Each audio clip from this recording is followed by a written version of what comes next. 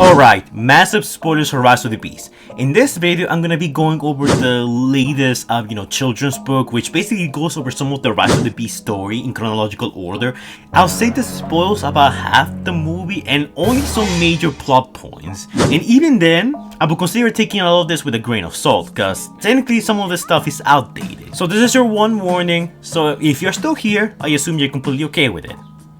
Alright, you still here? Let's get going. Hey guys, the Fire Brothers here. It's just me. And today we had the Rise of the Beast children's book, little comic books, whatever you wanna call it, magazine, whatever, out. And I read them all for you, so you don't have to. While I read them, I didn't buy them. That was actually one of my patrons, Patron Horn45. He goes by Tittle on YouTube. He's had a rough day and he bought both books digitally so he could share them with me and you guys. So I want to give a massive shout out and thanks to this guy for doing so. He's had a rough day at work, so if you guys could go to his YouTube channel, subscribe, like, and give some words of encouragement in the comments down below, that would be much appreciated because he definitely deserves it. Now, I'm going to be showing images from the book here, and I won't be showing all of them because I feel like if I do that, I'm probably going to get copyright stricken. So to avoid that, I'm only going to be showing some while describing others. My Patreon member is sure to make a video breaking these down, so he's probably going to have all the images on his video. So, if you guys want to see all the images for more details that I won't be showing on screen, you guys can go and check out his video, which he will probably make on his channel eventually. Alright, so keeping with old tradition for old Transformers movies, some details of the plot have been leaked through the book medium. So in this video, I'm going to break these down. So I'm gonna go through this page by page, and each page has the descriptions about what's going on in the scene and stuff like that. I'm only gonna showcase like the images, the art, when I feel like it's necessary. For the most part, I'm gonna try and avoid doing that, and I'm just gonna describe what the book says, note to note, occasionally throwing a commentary there about something that I found very interesting. So we're gonna begin with the first book, Mission at the Museum. The first page just has a picture of animated Noah, I guess that's the best way I can describe him. And the text says, this is Noah. He lives with his family in Brooklyn. His brother Chris is sick. And that's literally all the description we have for him. The next picture shows Noah with his mom and his brother. And the book says that Chris's arm is hurting. And in parentheses, Noah says, you have to tell me these things. The third page says that Noah needs money to pay for doctors. He thinks a car will help, but it's a Mirage, a Transformers robot. And we have a picture of Mirage in the book, and funnily enough, he even looks more like Jazz here than he does in the actual movie. I get when people say that Mirage's vehicle mode looks like a lot like Jazz, but this is just straight up on the nose, okay? Also, interestingly enough, according to some leakers, they say that Noah's gonna try and steal Mirage. So I find it very interesting that the book admits the fact that he stole the car. At the museum, a researcher named Elena is doing a test on a statue of a falcon. The statue crumbles. Inside the statue, she finds part of the transwarp key. Scourge, a Terrorcon, is looking for the two parts of that key so he can rule over the world. And in it, we see a picture of Elena basically drawing tests on the Air Racer statue, and the Air Racer statue sort of disintegrates. I'm not gonna show the picture of it, but you just take my word for it. It's like the Transformers Dark of the Moon, the game where you kill enemies and they disintegrate in black smoke. It's kind of like that.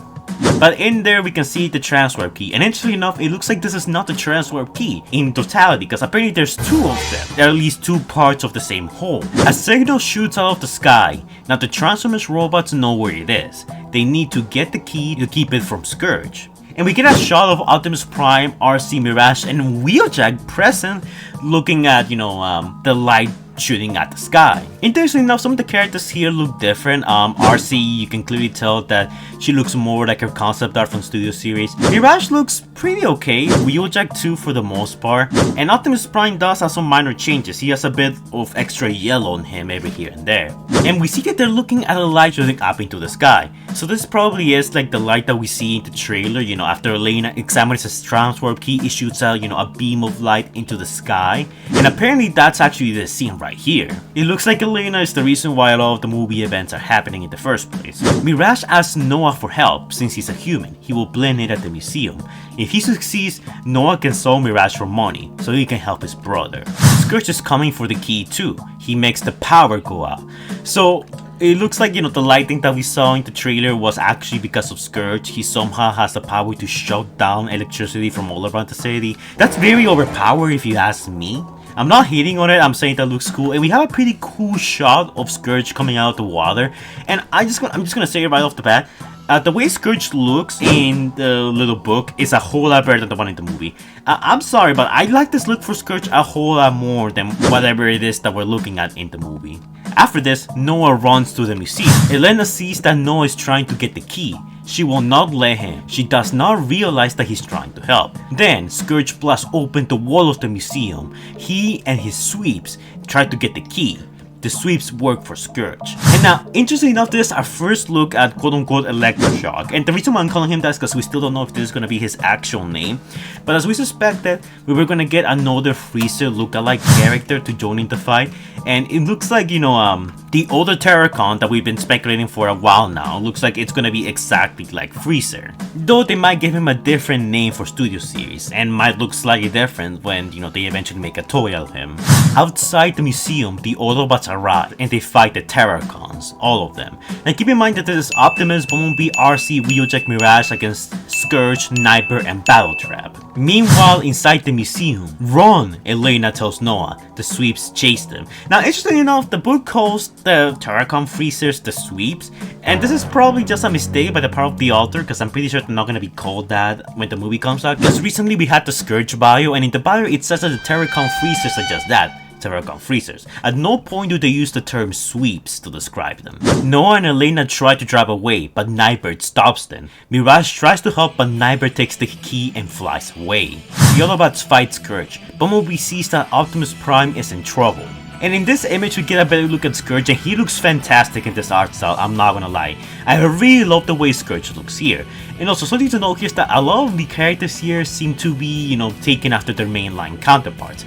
Nightbird has a lot of the cream that she has in the mainline. Scourge is very clearly based off the concept art. Optimus Prime and Mirage look very aligned to the mainline. And we can see that Eraser is in the background. She's, just starting to arrive as the battle's raging on. The Scourge is attacking Optimus Prime. Bumblebee runs into Scourge, but gets hurt.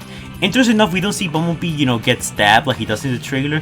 My guess is that this is just censorship by part of the book, as a way to, not put something as kind of violent for kids. Because remember, this is a book for little kids, so maybe having their favorite Autobot be stabbed in the chest by the enemy's blade might be a bit too much. The Autobots are losing the battle, and just as Scourge is about to finish them off, Eraser flies in and blasts Scourge with fire. Scourge fights back, and suddenly they hear sirens. Scourge and the Terracons escape with the key. Now, Eraser's model here looks a lot like the mainline one, because it's not like the movie Eraser, like the one we're familiar with. And something that deviates from the trailers is that it says that all the Autobots are present for this fight, when in the trailers you can clearly tell that it's just Optimus and Bumblebee at the mercy of the Terracons. After the battle, the Autobots rendezvous with Eraser, and Eraser says to Optimus Prime, "Come with me, I can help you." Together they will try to find the other half of the transfer key. They must keep Scourge from ruling the world. Now, interestingly enough, it says that Scourge wants to rule the world, but that's not the case. He wants to destroy the world for Unicron. That's kind of his whole gimmick. So the book either omits some details because of censorship, or this could be dealing with a very early version of the script where Unicron was not involved whatsoever. And that's pretty much it for the first book, Mission at the Museum. Now we move on to the second book, The Search is On. Optimus Prime and the rest of the Autobots were on an important mission. They had to capture the transfer key. Optimus Prime says, quote unquote, this is something that he's gonna say in the movie. In the past, this key was used to open space-time portals across the galaxy, Optimus Prime said. If we recover this key, we can use it to reunite all the Autobots scattered amongst the stars. Then we can open a transfer gate to Cybertron and save our people. So Optimus Prime's grand plan from the movie has always been in question. We have no idea what the point of going to Earth specifically was, but it looks like this is actually the reason why Optimus Prime and his crew have been hanging out around the Earth for so long. They were looking for a transfer key because apparently in the past they used to use these to travel across the galaxy. It's basically like the space bridge portals from Transformers Prime and other continuities, which, probably implies that the existence of Transformers colony worlds like in IDW, so think Velocitron, Biosphere, and a few other places. And this does matches to Optimus Prime's dialogue from the Bumblebee movie, where he pretty much said that there are Autobots scattered around the galaxy. So here's my little theory. My guess is that during the war for Cybertron, the Autobots were scattered across different, planets and stuff like that. Then the Decepticons, maybe like in the War for Cybertron Netflix series, destroyed the space bridge portals around the planet to, make it unable for the Autobots to get reinforcements from other planets. So the Autobots were, beaten from Cybertron and forced to retreat. But since they're all scattered around the galaxy, they can't exactly retaliate against the Decepticons in a very successful way. So Optimus Prime's plan was to go to Earth, get one of the transwarp keys working, use that to find other Autobots around the world, around the galaxy, amass an army, and somehow use it to go back to Cybertron with an army to take the planet back. At least that's what it seems to me. I know there might be some flaws with what I just said, but it looks like at least the broad strokes of it seem to be just that. Funnily enough, the comment that the Senator lady said all the way in Dark of the Moon about them using the space bridge pillars to bring bombs, troopers, or an army seem to come full circle, just almost 2 decades later. But after a battle between the Autobots and the Terracons, the Autobots had been defeated. Scourge and his army of Terracons had successfully stolen half of the transwarp keys. Without the key, the future of the Autobots was in danger, and so were their lives. That is until a robot named Air Racer flew towards them to save them. I am a Maximal, a warrior from both your past and future, she told Optimus Prime. She also told them that while Scourge had half of the key, the other half was still missing. Could Air Racer help Optimus Prime and the Autobots find the missing half? Now, interestingly enough, this is the first time we hear someone else other than Optimus Prime will bring up the whole past and future thing, which, it's again further indication that the Maximals might actually be in fact from the future. Because after the first series, the whole past and future thing kind of got thrown to the side and wasn't mentioned much throughout the marketing. But here it looks like, Air Racer will say it as well, making this statement actually true. Elena worked in a museum and knew a lot about old artifacts and archaeology. She peered at her notebook. It's in Peru, she told them. The symbols on the stone, ... They only been recorded in one other place, the Inca Temple of the Sun in Cusco. It's one of the oldest buildings in the Western Hemisphere. Next up, we got this shot of Optimus Prime with Stratosphere, and this just goes to show how big Stratosphere is. I know recently we got like a little TV spot where we got to see Optimus Prime right next to Stratosphere, and this looks adorable, I'm not gonna lie. Just Optimus Prime like just touching Stratosphere here looks hilarious. But Optimus says we must go and find it before Scourge does. He summoned the Autobot Stratosphere to take him to Peru in his plane mode. So meaning that by the start of the movie, Stratosphere is not in New York like we suspected. Stratosphere is probably somewhere else around the world, and what Prime does is basically call, a taxi, and he calls Stratosphere to New York so he can get them to Peru. Which, in all honesty, I find kind of hilarious. When they arrived, Air Racer soared overhead to help search for the missing half of the key. She spotted a church below her and detected traces of Energon, which I think this is the first time Energon is just directly mentioned in the reboot universe. Actually no, in Bumblebee they mentioned it as well, but it wasn't properly established. In here it looks like it will be. Energon was fuel used by the Transformers pods that could take any form: liquid, crystal, raw energy, or gas. Could the missing half of the key be close by?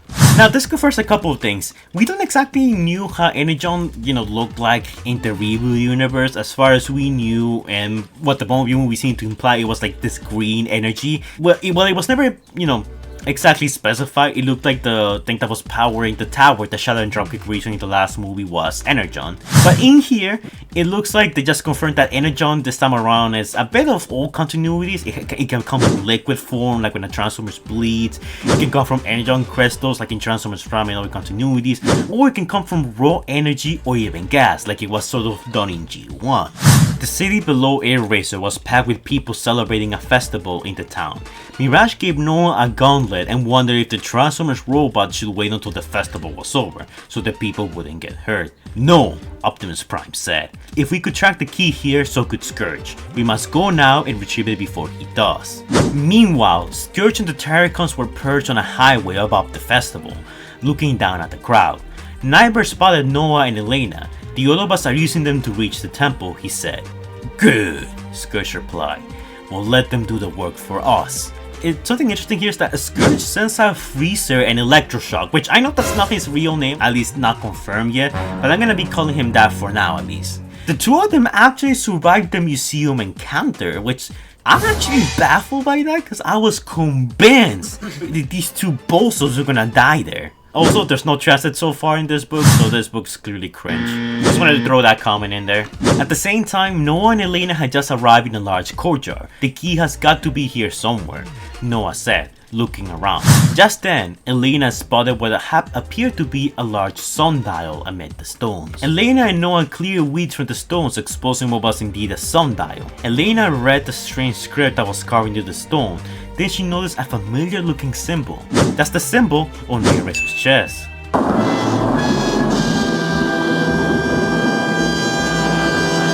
She realized, but it's not lined up right. She grabbed one of the rings around the symbol and pulled it. Noah helped her. The symbol parts were now lined up, revealing the crest of the Maximals. At that moment, they heard a loud rumble and the center of the sundial fell away, revealing a spiral staircase. Noah and Elena began to carefully descend the staircase. When they reached the bottom, they looked around in awe. We are probably the first people to walk here in thousands of years, Elena said. And something interesting about this picture, I'm not going to show it on screen, but you can see Energon in the background. Well, at least it looks like Energon Crystal's straight out of Transformers Prime. Suddenly she spotted a tabernacle. Maybe the key was inside. They struggled to lift the lid off the tabernacle, but it was empty. The transfer key was not there. They heard a loud sound. It was Freezer, one of the Terracons. Noah and Elena alerted the Autobots that they were being chased. Optimus Prime, we got to get to Noah and Elena, Mirage yelled. They need our help, let's go. Optimus Prime broke away from the fight, but Scourge and the others chased him. Elena and Noah raced through the cave to escape. Just then they spotted a huge creature with sharp fangs, long claws, and glowing yellow eyes. The creature let out a loud roar. It was Cheetor. Run, Noah shouted. Now, interestingly enough, there's no mention about Electroshock or Freezer after this. They kind of just disappear. So my guess is that either Cheetor killed them, or maybe like Noah killed them with, his Mirage Gauntlet. The book doesn't specify, and I guess this is their way of keeping away from too much spoilers, but yeah. At the same time, the Autobots continued their chase to rescue Noah and Elena. Eraser flew high above the road, leading the way for the Autobots behind her. The humans are moving fast. Stay on me. Just then, Eraser spotted Scourge below. She blasted Scourges with a series of flames. Now, this is probably around the part where, we see Eraser burning down that bridge, and people have been theorizing, and I even theorized as well, that this scene right here is Eraser being possessed by the Terracons, because that's been a popular rumor for the movie. But the trailers kind of make it look like Eraser is gonna actually meet with the rest of the Maximals and talk to them. So, it doesn't make sense for Eraser to die here, because that will technically mean that she doesn't, get to interact with Optimus Primal or say hello to her other fellow Maximals. Meaning that she might not be possessed after all, and that this scene that we see in the trailer is not like her final fight or her death scene. Elena and Noah managed to escape Cheetor and safely exit the cave. They landed in a shallow pool of water in the jungle, but they weren't safe just yet. In front of them was a giant metallic gorilla with blazing blue eyes. Remember, this is based on the concept art and outdated script, so that's why some of the details here don't match. It was Primal. Who are you? Primal roared. Why are you hunting for the key? Noah and Elena raced away from Primal. Luckily, Optimus Prime and the Autobots had arrived to help. Let them go now, Optimus Prime ordered, as Cheetor and Mirage scuffled. Just then, Eraser revealed a stunning secret. These are my fellow Maximals, she said. Cheetor, Rhinox, and our leader, Optimus Primal. Scourge has come to Earth, and he has half of the key, she explained to the Maximals. We must find the second piece before he does. Now, interesting enough here, in this art of Rhinox, he has a lot of like silver with some shades of cream here and there. And just today we had the Hasbro Pulse livestream, and in it, we got to see Studio Series Rhinox, who actually has inaccurate colors to how he does in the movie. Even the guys themselves admitted it, because they made the Studio Series version, working with concept art based on the movie. We moved the key long ago to keep it safe, Primal revealed to Eraser and the Autobots. Why do you want it? He asked Optimus Prime. If I don't get back to my planet soon, I will lose my people, Optimus Prime said. Now there's a lot of interesting stuff going on here.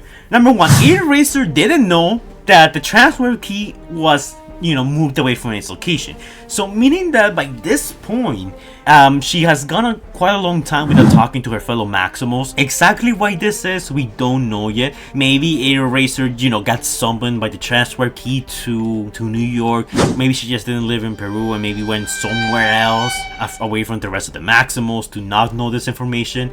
It's made very unclear. And Optimus Prime again says that they need the transfer key to go back to Cybertron or he will lose his people. This is probably indication that other characters like Leader 1 and other Autobots are still on Cybertron, probably fighting against the Decepticons, and Optimus Prime fears for their lives. Come with me, Primo told Optimus Prime and the Autobots. Primo led them to a small house in the village. A little girl appeared carrying a wooden box. She opened the lid of the box, revealing the other half of the key. Primo had to put his trust in humans to keep it safe. It will be night soon, Primo said. Tomorrow we will light the key's beacon and bring Scourge to us. Optimus Prime was thrilled that the other half of the key had been discovered, but now it was time for the battle of their lives against Scourge and the Terracons. Now, we heard from pre-production, while they were still filming, that there was going to be a scene between Bumblebee and a little girl. So it looks like that after the jungle discovery scene, the Autobots and Maximals kind of, group up, spend some time with each other. And funny enough, after that mention of Bumblebee, getting injured by Scourge, Bumblebee doesn't appear at all throughout the book. He goes completely ignored and doesn't appear in any of the panels or book too. But it seems like the Autobots and Maximals' plan after the Highway Mountain battle seems to be they want to lure the Terracons to them so they can kill them and take the transfer key. Exactly when this takes place, I'm not entirely sure. This could be, indication that they're preparing for the final battle against Scourge and the Terracons, but I don't think so. Because in the final trailer, we see that it's the Autobots and Maximals charging together at the Terracons, not the other way around. And in here, the book's making it look like the Terracons are going to be the ones that are going to be lured towards them. Recently, we received a couple of new scenes of the Terracons in one of the cities in Cusco, going around the rooftops.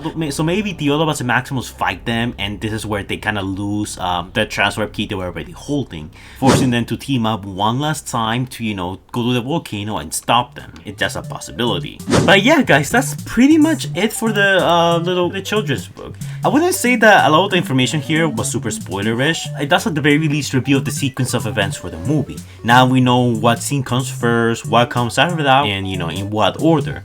So my theory of Air Racer getting killed around this scene seems to be completely wrong.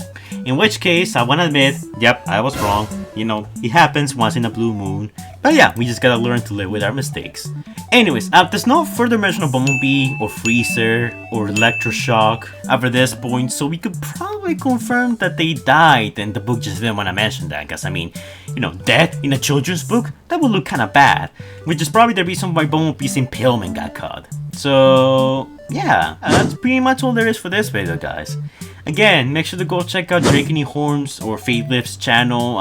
He was the one who gave me this information, and of course the panels of the book, so huge shout out to him for doing that. It was very nice of him. Overall, the plot of the book was pretty simple, because yeah, no duh, it's a children's book, but at the same time, it's kind of reflective of the movie. Some stuff for us hardcore Transformers fans is like really deep cuts, while in face value, the narrative of the books is told in a way in which is very simple for audiences to understand, which in all honesty, I think that's a very good thing. So yeah, I don't have much to say about this. In all honesty, no complaints or anything like that.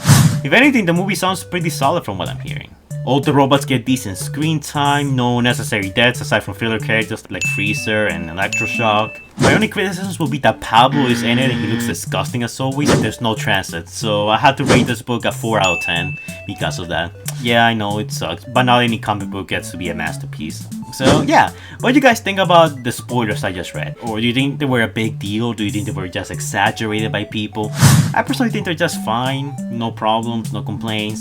But for any of you that stayed despite the spoiler stuff, I hope you enjoyed this. It was actually very fun and very different from what I usually do. So yeah, as always guys, don't forget to like, comment, and subscribe. Do all the annoying YouTuber stuff that the algorithm likes. And I will see you guys in the next video. Stay safe, guys. Anyways guys, before we go, shout out to our super high IQ patrons, Predator King Hunter Plays, Scrub Lordo, Omega Tryon 2006, Stitch Productions, Xavier the God, Anders Gears, finally he changed his name, Optination Review, James Newbold, DJ Universe, Tristan Curry, Still, Allspark Studio, Super Sailor Formers Hedgehog, Cuber Knight Gaming, and oh my god, Rich Cracker 64 Studios Productions, Crazy Treks, and King Sparta.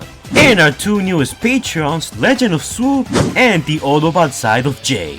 And our newest patron that I totally didn't forget to shout out for the last 5 videos, Itsuki. And an even bigger shout out to our even bigger patrons, Jordan the Great and X23, who donated a amount of money. I'll leave you guys to figure out how much. And if you guys want to shout out yourselves, all you gotta do is donate to my Patreon. By donating to my Patreon, you get quite a few rewards. You get access to some exclusive artwork that I'm working on, catch some early access at some betas that are not public yet, request your own videos, or even do collabs with me. In some cases, you can even request some artwork, if I'm not busy enough. Constantly updating the Patreon with content that I haven't made public yet, so if you want more awesome content like Wasted Potential, Power Level series, Kill Count series, that kind of stuff, Patreon is the best place to catch a glimpse at my work. But keep in mind that it's entirely optional, because freedom is the right of all sentient beings.